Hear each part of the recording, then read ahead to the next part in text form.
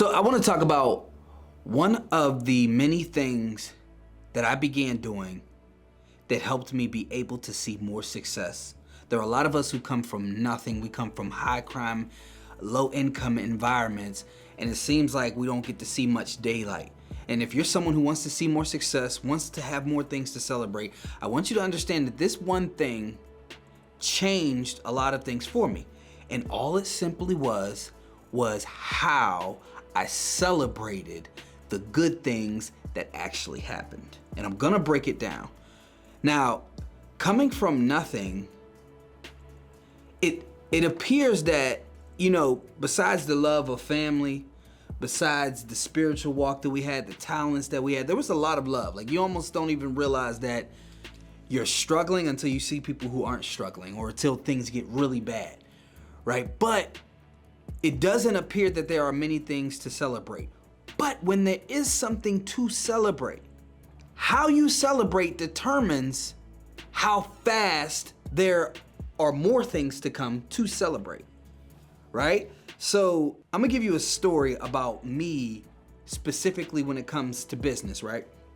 So like I've already said, I grew up in a home. My mom's single mom, not a single parent, single mom in the home, and we struggled. So financially, career-wise, even life-wise, when good things happen, there was something about the environment that taught me that even when you win, stay focused, stay grinding, don't celebrate because storms can come out of nowhere, right? So when good things happen, there wasn't much of a celebration. It was like, stay focused because anything can happen any moment.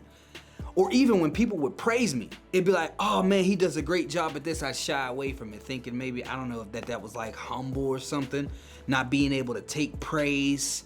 And the things to actually celebrate were few and far between. And I remember in one of the many moments of just asking God to reveal to me how to, succeed, God basically revealed to me that gratitude, thankfulness, and the way that you celebrate plays a big role in faith. And when I speak of faith, I speak of faith in terms of, I believe a faith is a process. Faith is a way of living that brings more good or bad, either or. That's what I believe. And I'll give you specifics, right? So 1 Thessalonians, rejoice always, pray continually, give thanks in all circumstances. Philippians 4, do not be anxious about anything, but in every situation by prayer, petition, with thanksgiving, present your requests to God. And I could go down a list of more things that equate the things you request from God, ask for from God, that God has for you, and thankfulness and gratitude being inside of that. So when he opened my eyes to this, I began celebrating everything more. When there was a win that came, it was like, let me try this. Let me be grateful for this, thankful for this, celebrate it, keep thanking him for it. I started to notice that more good things happened. I took it even a step further, right?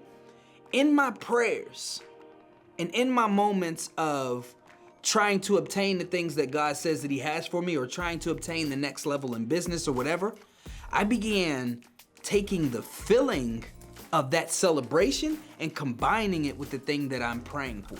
And I'll give you a specific example. When I first purchased a property from the auction to fix up, it was like a big win for me. It was a big win at the moment, right?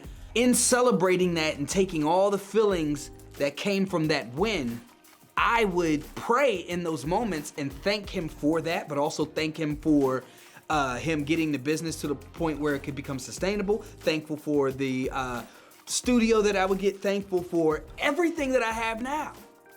You get what I'm saying? So you have to understand that when you come from nothing, you have to take the small wins and celebrate them and give thanks and gratitude along with the things that you are asking for. Because one of the key ingredients in faith is how we feel and the actions we take and the way that we think. So in order to obtain the things that God has for you, or the things that you're requesting for God, you have to be able to give thanks for it as if it is now.